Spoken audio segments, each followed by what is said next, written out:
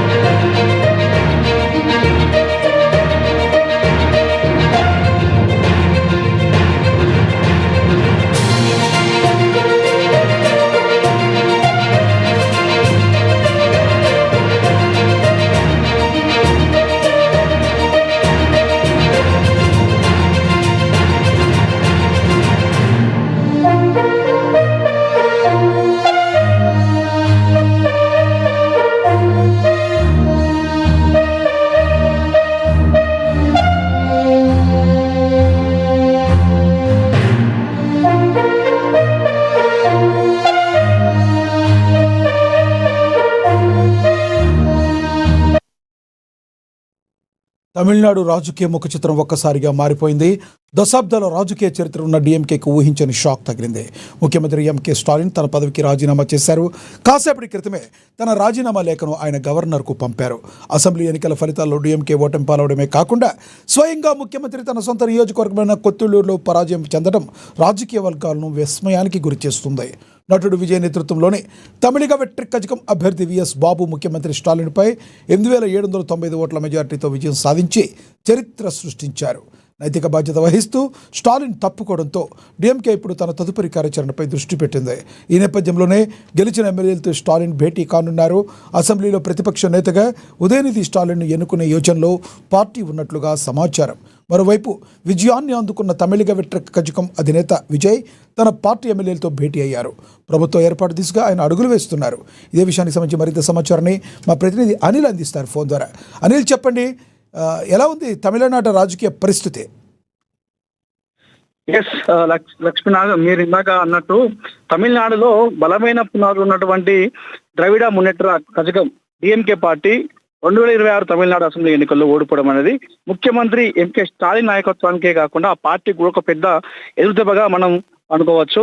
ఇది ఒక కేవలం ఓటమి మాత్రమే కాకుండా రాష్ట్ర రాజకీయాలనే మాత్రమే కాకుండా దేశ రాజకీయాలకే ఈ తమిళనాడు రిజల్ట్ అనేది ఒక కొత్త శకం స్టార్ట్ అయింది అనుకోవడానికి ఒక సంకేతంగా చెప్పుకోవచ్చు.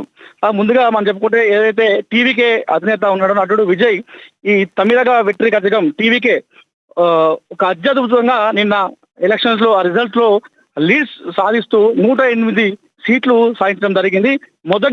మొదటి ప్రయత్నంలోనే ఏదైతే టీవీకే పార్టీ పెట్టినటువంటి అనతి కాలంలోనే కేవలం 2 సంవత్సరంలోనే అతిపెద్ద పార్టీగా తమిళనాడులో అవతరించిందని చెప్పుకోవచ్చు.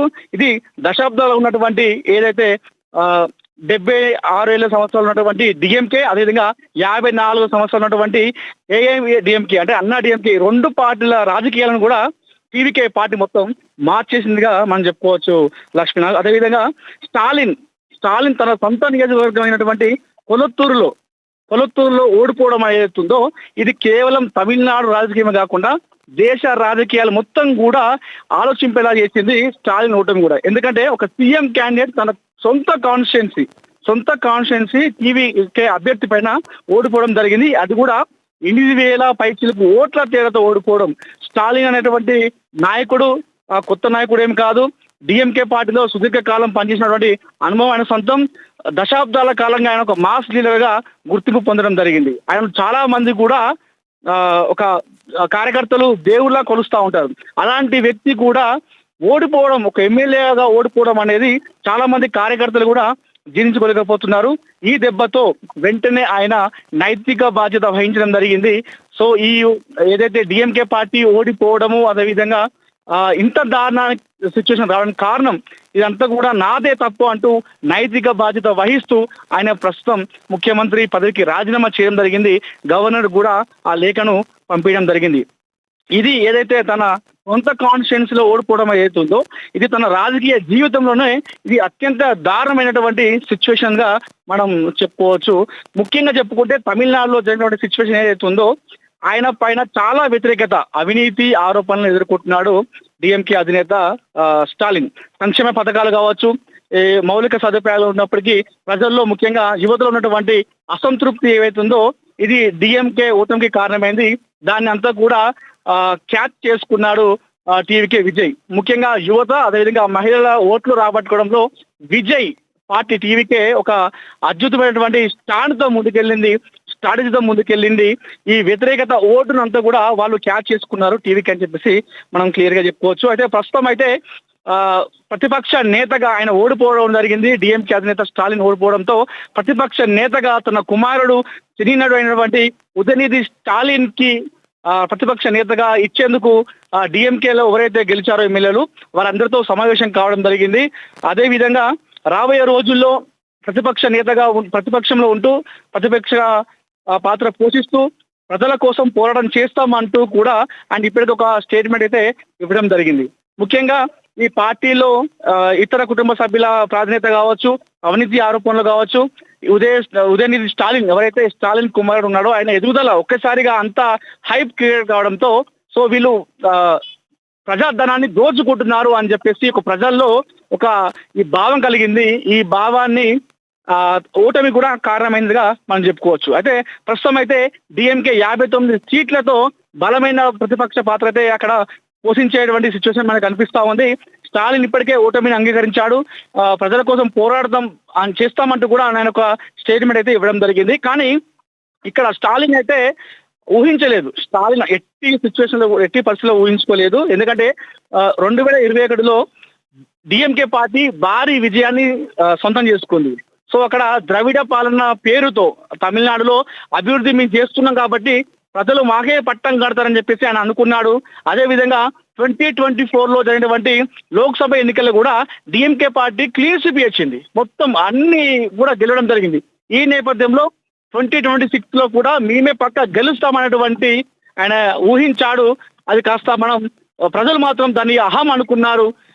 అనుకొని టీవీ రూపంలో ఇది ఒక కొత్త శక్తి వారి లెక్కను కూడా పూర్తిగా మార్చేసిందని చెప్పేసి మనం అనుకోవచ్చు లక్ష్మణ్. సో మొత్తానికైతే ప్రస్తుతం తమిళనాడులో టీవీకే పార్టీ అధికారాన్ని చేపట్టే విషయంలో అడుగులు వేస్తా ఉంది.